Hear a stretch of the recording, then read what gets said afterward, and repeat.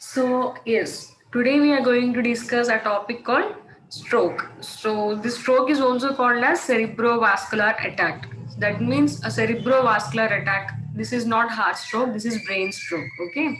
So we are going to discuss this. What is stroke and its definition, etiology, pathogenesis, clinical findings that we are going to discuss in today's class. Okay.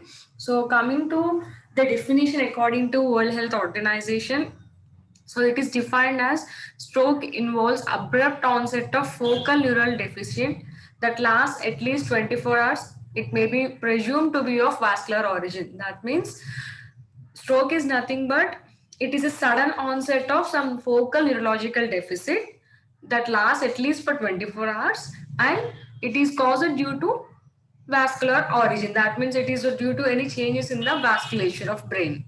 Okay. So it is defined as stroke involves abrupt onset of focal neurological deficit that lasts at least 24 hours and is presumed to be of vascular origin. So the stroke can be either ischemic or hemorrhagic. That means there may be clot or any thrombus formation or plaque formation in the blood vessel of the cerebral blood vessels, or there may be bleeding in the cerebral blood vessels.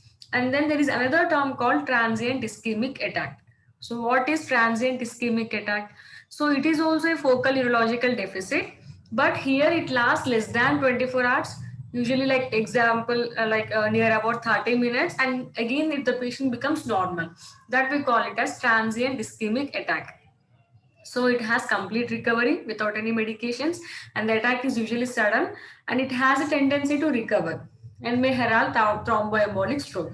And on if there is continuous or recurrent attacks of transient ischemic attacks, then it will cause thromboembolic stroke. Okay, so stroke is focal neurological deficit that lasts at least 24 hours, whereas transient ischemic attack, that transient, that means it will last only for 30 minutes and it is immediately recoverable, completely recoverable, and these may be like recurrent, and if it is continuous in the same way, it may cause thromboembolic stroke. So coming to classification, based on the clinical nature, these were classified into three different types. It includes transient ischemic attack, progressive stroke, and completed stroke. So based on the clinical classification, and by mechanism, it is of two types: ischemic stroke and hemorrhagic stroke. So generally, we'll be considering this as the main classification, that is ischemic stroke and hemorrhagic stroke. And usually ischemic stroke, it stands around 85% of the cases are with ischemic stroke, and 15% of the cases are with hemorrhagic stroke. And then coming to epidemiology, and it was found to be third commonest cause of death in developed countries, and it was seen more in African population than in Caucasian. Okay, and it is uncommon below the age of 40 and is more common in males. That means it is more common in age above 40, and it is more common in male compared to females.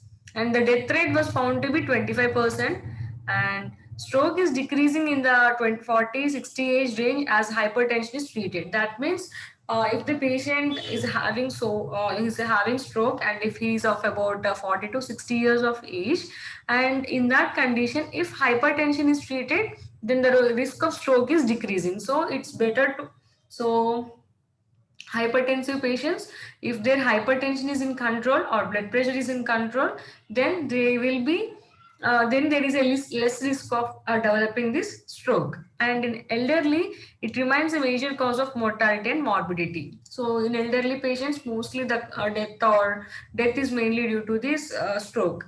And thromboembolic infection, thromboembolic infraction, thrombus which moves and dislodges in the other person, that is the main cause. It leads to it accounts to 80% of the total cases. And cerebral hemorrhage is 10% of the cases. Subarachnoid hemorrhage is about 5% of the cases. So in fact, that is ischemic stroke is like 80% that already we have seen, that is thromboembolic infraction. And again, out of this hemorrhage, again 15%, among that cerebral and cerebellar hemorrhage is accounts to 10%. Subarachnoid hemorrhage accounts to 5% of all the cerebrovascular problems. So this is what epidemiology of stroke. And then coming to etiology, so ischemic stroke, ischemic is nothing but there is no supply of oxygen and so there is no supply of blood to particular region in the brain. So it may be caused due to thrombus formation. Thrombus is nothing but clot formation. Embolic phenomena. Embolic phenomena means if in case of DVT, in DVT what will happen, the thrombus will be formed right in the deep veins. If it gets embolized from the deep veins and enters into the brain, then we call it as embolic phenomena. Okay, atherosclerosis. Atherosclerosis is nothing but formation of plaques, fat deposits. So that we call it as atherosclerosis. If that gets accumulated in the blood vessels of the brain, then also it causes ischemia. And then hemorrhagic stroke. Again, hemorrhagic stroke is of three types that we have seen: subarachnoid hemorrhage, intracerebral hemorrhage, and subdural hemorrhage. Okay, subarachnoid hemorrhage, that means it will take place in the subarachnoid region. So in that, in what cases you will get this subarachnoid hemorrhage? Like in case of trauma, rupture of intracranial aneurysm. What do you mean by aneurysm? Aneurysm is nothing but newly, like there is a bunch of newly formed tiny blood vessels that we call it as aneurysm. So they are at more tendency to undergo rupture. So when there is rupture of these intracranial aneurysm, that is seen in subarachnoid hemorrhage. Rupture of arteriovenous malformation. That means there is some connections between these arteries and veins, as like in cannulas. So this that maybe if there is any rupture of that region, that also causes subarachnoid hemorrhage. And intracerebral hemorrhage, it is also caused due to trauma or disruption of bridging vein.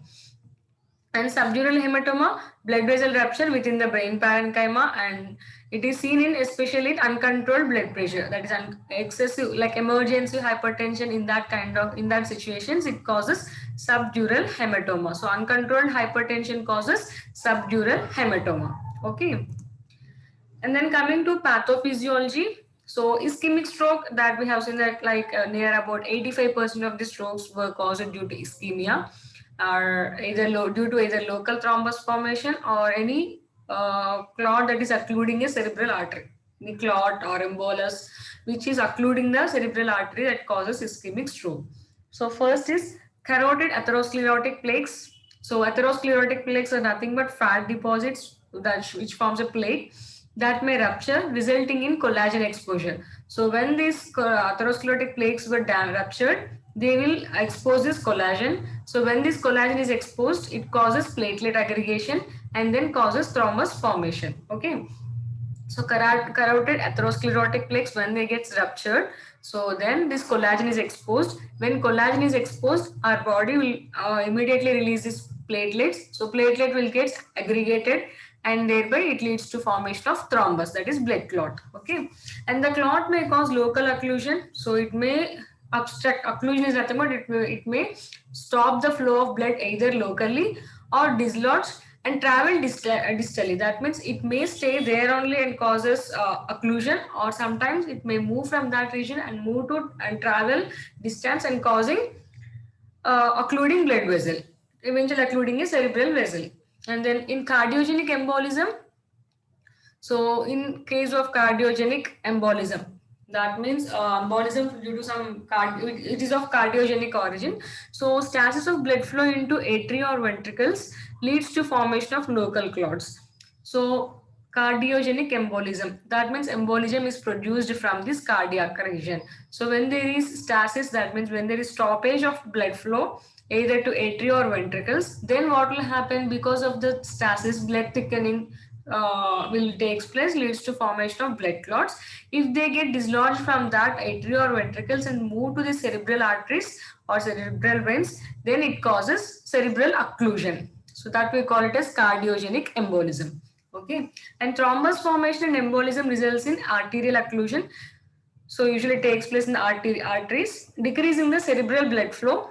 So because of that, there will be decrease in the blood flow to the brain, causing ischemia. So ischemia is nothing but when there is no proper supply of blood and oxygen, that we call it as ischemia. So because of this obstruction of the cerebral arteries due to this, say the thrombus or embolism, it causes ischemia in particular part of this brain. Ultimately, infarction distal to the occlusion. So in that region, it leads to ischemic stroke. So here is a pathophysiology. So when there is cerebral blood flow and metabolic demands, oxygen, glucose causes electric failure, ionic pump failure, potassium, sodium failure, calcium influx will takes place. So when there is calcium influx, it activates membrane phospholipids like phospholipase A2, arachidonic acid pathway, COX pathway, LOX pathway. So all these causes like thromboxane A2, which is a potent platelet aggregation will takes place here, and free radicals will be released, and leukotrienes, hydroperoxidases, anaerobic metabolism if it takes place because sufficient glucose is not available. So it causes lactic acidosis. Again, this lactic acidosis causes neuronal damage. All these free radicals causes neuronal damage. Platelet aggregation, potent vasoconstrictor. So all this cause neuronal damage. So it's nothing but cerebral blood flow is not. If there is no proper cerebral blood flow, there will not be aerobic respiration will not be taken place in that particular neurons, right? So when there is no aerobic respiration because of deficiency of oxygen and glucose, so deficiency of oxygen, it will promote anaerobic respiration during which lactic acidosis will takes place. This lactic acid which is produced that causes neuronal damage. And then when there is like when there is more metabolic demand but the requirement is more but supply is not sufficient, then it also causes electric failure, electrolytes failure, so in which it causes calcium influx. So once there is more amount of calcium influx, what does it do? It causes the membrane damage of the neurons, which causes the neuronal damage. So and also during that process it may also release free radicals which also cause neuronal damage. So this is the ischemic cascade. So because of ischemia, as I said, that there will be neuronal damage. So how does that neuronal damage takes place is by anaerobic metabolism and electrolyte failure, all of which causes neuronal damage. Okay, and this is a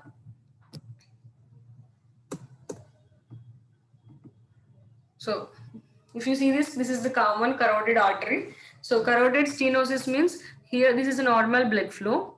So here this yellow thing is atherosclerotic plaque. So because of this atherosclerotic plaque formation, here the lumen will be narrow end. So there will not be proper blood supply will not takes place. So it leads to stasis of the blood flow and leads to formation of clots, which may move to these cerebral arteries, causing cardiogenic emboli.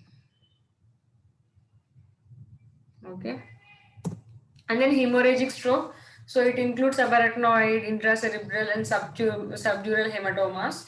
So as we already seen, subarachnoid hemorrhage may result from trauma or rupture of an intracranial aneurysm or arteriovenous malformation. And intracerebral hemorrhage, it occurs when ruptured blood vessel within the brain causes hematoma.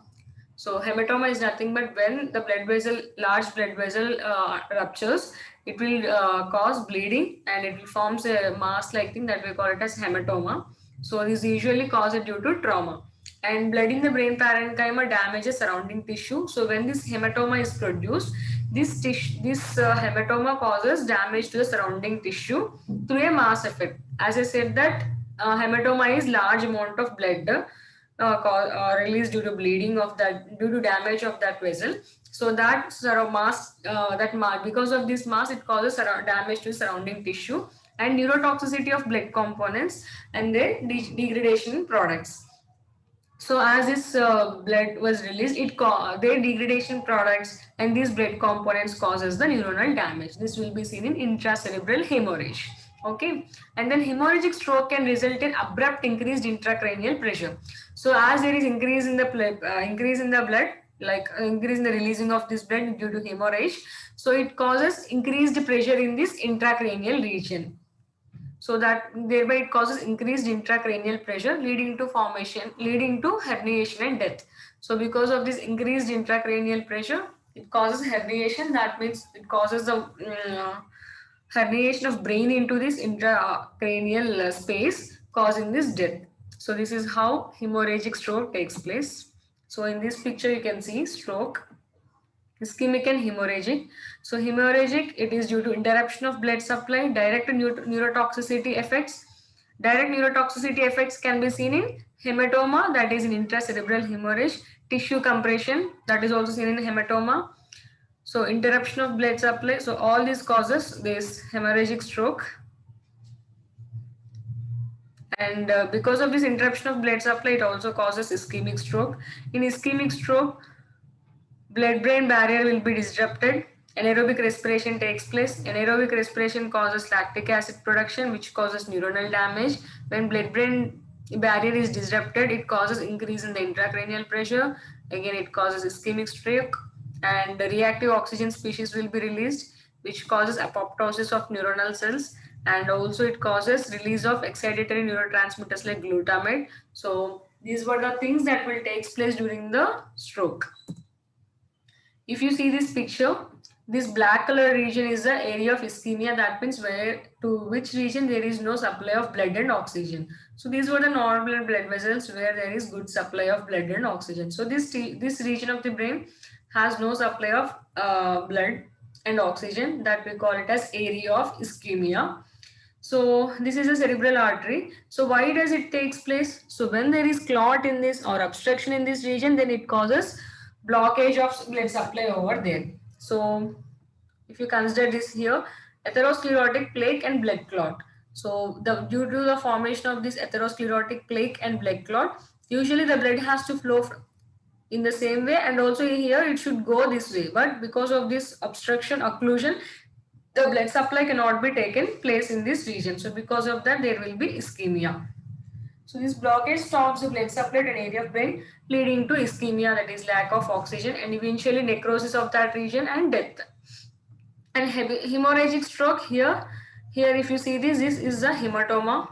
So this is the area of ischemia because of neurotoxical damage to the surrounding tissue, or due to the compression, it causes this damage of the surrounding tissue. So this is the expanding hematoma. So as a blood vessel was ruptured, the bleeding is continuing. So the expanding hematoma can be seen. So this is what, if you see this here, there is a broken blood vessel. So the blood is continuously flowing out, causing this hematoma.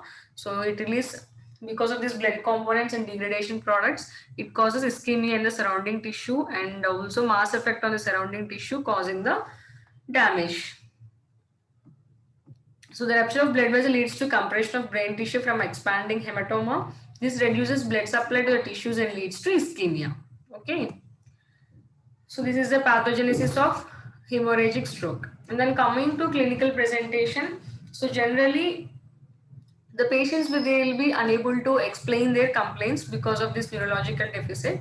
Only the family members or the witness who have seen during that process, they only can give a reliable history of the patient. And the symptoms mainly include unilateral weakness. So either one side of the hand, mouth, or leg, like only one side of the region there will be weakness, depending on which side of the brain got affected. If there is any effect in this left side, there will be change in the right side. If there is any clot in the right, there will be change in the left side of the body. And there will be inability to speak, loss of vision, vertigo, or falling. So usually ischemic stroke is not painful, but headache may occur in hemorrhagic stroke. Because of increased intracranial pressure, there will be severe headache in hemorrhagic stroke. And neurological deficits on physical examination depend on the brain area involved. So if you do physical examination, depending on which part of the brain got affected, so depending on that, we can identify the deficit. So hemi or monoparesis and hemisensory deficits are common. That means hemi or monoparesis means only one side of the leg, so that got affected, then we call it as hemi or monoparesis. And next, patient with posterior circulation involvement may have vertigo and diplopia. Vertigo means giddiness. Diplopia means they'll see one object as two objects. That we call it as diplopia. And anterior circulation strokes common result in aphasia, unable to stand properly. Patients may experience dysarthria, visual field defects, and altered level of consciousness. So these were the main signs. If you see that in detail, so generally, if you identify any patient, what will be there? There will be sudden onset of facial weakness. That means either one side of the mouth or one side of this cheeks will be having this weakness. Drift or droop, abnormal speech, unable to speak like slurred speech can be seen. Eyesight changes and confusion. So this is the first thing what we identify in the patient. So it's very much difficult to differentiate both like ischemic and hemorrhagic, depending on the signs of the patient. Until and unless we can go to any CT scan of the brain, we cannot rule out what is ischemic, or whether it is ischemic or hemorrhagic stroke. So if there is an evidence of thrombosis, it causes progressive deterioration, atherosclerosis, risk factors, carotid root. And if there is evidence of embolism, it is like abrupt onset, and the patient may have history of atrial fibrillation. Fibrillation is nothing but heartbeat will be very much rapid, and it is of not, it will not be in a proper rhythm. That we call it as atrial fibrillation. Recent MI, a prior to this, there may be a prior transient ischemic attack or stroke. So if there is any these of three, any of these three, we can confirm it as it's an evidence of embolism. Whether if there is progressive deterioration, atherosclerosis, risk factors, like if the patient is obese, hypertensive, diabetes, so we can think like as if it may be due to thrombus. And evidence of hemorrhage, so when we can see think that it is due to hemorrhage, like abrupt onset, severe headache that can be seen only in hemorrhagic stroke, fits, that is seizures like activity, can be seen because of this electrolyte imbalance. And hypertension risk factors, as I said, that due to emergency hypertension or hypertensive crisis, in that conditions only it causes subdural hematomas, and rapid decrease in level of consciousness suddenly, and all of a sudden if the patients lose their consciousness, then we can guess it as an evidence of hemorrhage. See, if the areas like spinothalamic tract, corticospinal tract, and dorsal column, if these were the regions that were involved in the stroke, then the symptoms include hemiplegia, muscle weakness of the face, numbness, they will not feel any sensation, reduction in sensory or vibratory sensation. So they will not have proper sensations, and there will be numbness because of improper blood supply, or because of this improper nerve impulses in that region. And if we see these, if the stroke is affecting the brain stem, so then the symptoms will be like altered smell, taste, hearing or vision, and ptosis. So ptosis is nothing but, I'll show you in this picture. So this is, so yeah, this picture is not there. Okay, like ptosis is nothing but like sagging of one kind of the region that we call as ptosis. Weakness of the extraocular muscles. So generally here after this eyelid, they have different eye appearance, that we call it as ptosis. I think I have taken that picture. Chalo. And weakness of extraocular muscles. So because of this weakness of this extraocular muscles, their eye, if they open in this way also, it will be like this only, like half closed, that we call it as ptosis. Decreased reflexes like gag reflex, swallow, pupil reflexes to light. If you keep light, they will not get reflected to this light. If you normally, if somebody keeps light, you will blink your eyes, that kind of reflex can't be seen. Gag reflex means they'll keep one spoon like spatula thing like inside the mouth, near to this very much inside. So at that time, normally every individual will have a sensation of like vomiting kind of sensation they'll give, kind of reflex they'll give, that we call it as gag reflex. So that reflex will not be seen in the patients who are having stroke in the brainstem region. Nystagmus. Nystagmus means there will be fixed. Nystagmus is nothing but they'll have involuntary eye movement continuously, either so this is horizontal nystagmus. That means they'll continuously moving, they're rotating their eyes horizontally. Vertical nystagmus means they'll involuntarily they'll move this eye from vertically. Rotatory nystagmus means like this, like rotatory movement they'll be doing continuously and rapidly. And weakness in sternocleidomastoid muscle with inability to turn head, so they'll be unable to turn their head. Tongue weakness, so because of that the patient will be having slurred speech. So facial weakness include eyelid drooping. That means this eye is a normal eye, so here it is drooping eye drooping, because of this weakness of this facial muscles. Lip drooping, generally it should be this way, but it was drooping from this to this side. This is lip drooping. And if you see this normal right eye, This is normal vision. Double vision is they'll see single thing as a double. This is nystagmus. And if the cerebral cortex is involved, so the symptoms will be like aphasia. They'll be unable to speak, understand. They'll be even unable to understand the language. And apraxia, so altered voluntary movement. And visual field defects, memory defects, involvement. If there is involvement of temporal lobe, memory deficits, hemi-neglect, that is involvement of parietal lobe, disorganized thinking, confusion, hypersexual gestures.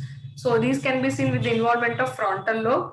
Anosognosia, that means persistent denial of existence, and they'll feeling like they want to do suicide, commit suicide, usually stroke related deficit. So that is anosognosia. So these were the symptoms based on which part of the brain is involved. And if cerebellum is involved, it causes trouble walking, altered movement coordination, vertigo, and disequilibrium. Vertigo means they'll feel like dizziness, like they'll fall. And loss of consciousness, headache, vomiting. So these were the main things that we see in hemorrhagic stroke. Severe headache will be there, vomitings will be there, loss of consciousness will be there in hemorrhagic stroke. So why? Because of increase in intracranial pressure. So if the symptoms are maximal at onset, the cause is more likely to be subarachnoid hemorrhage or an embolic stroke. So if in case of hemorrhagic stroke, if there is severe onset, severe symptoms, then we can consider it as subarachnoid hemorrhage or any embolic stroke. Diagnosis. So when coming to diagnosis, so hypercoagulable states causes formation of these clots or thrombus.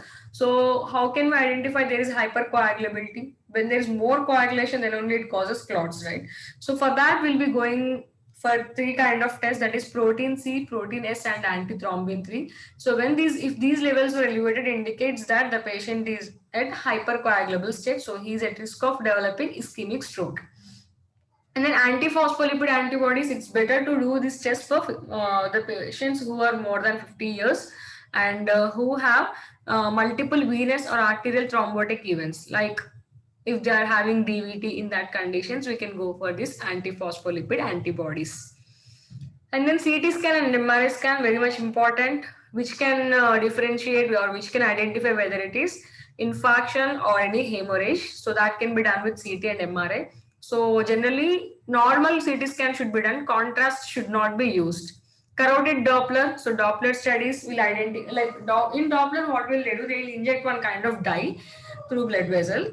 So it will, if that dye spreads to all the veins and arteries, that means there is no clot. If there is clot, what does it happen? So in particular region, that dye cannot move. That dye cannot move. So in that region, it doesn't show any passage. That means blockage will be identified in that particular. That will be identified through carotid Doppler to locate the thrombus site of thrombus. And electrocardiogram, like if there is any cardiogenic embolia, for that we'll be going for electrocardiogram. Transthoracic echocardiogram and transcranial Doppler studies can each provide valuable diagnostic. So transcranial Doppler means Doppler will be done in the cranial arteries. So that is transcranial Doppler.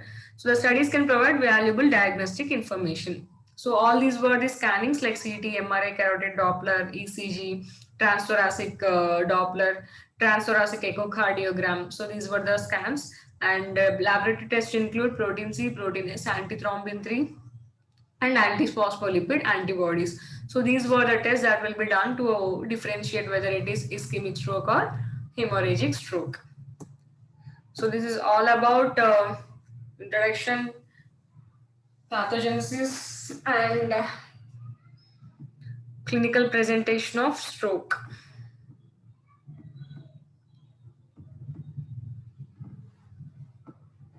Thank you.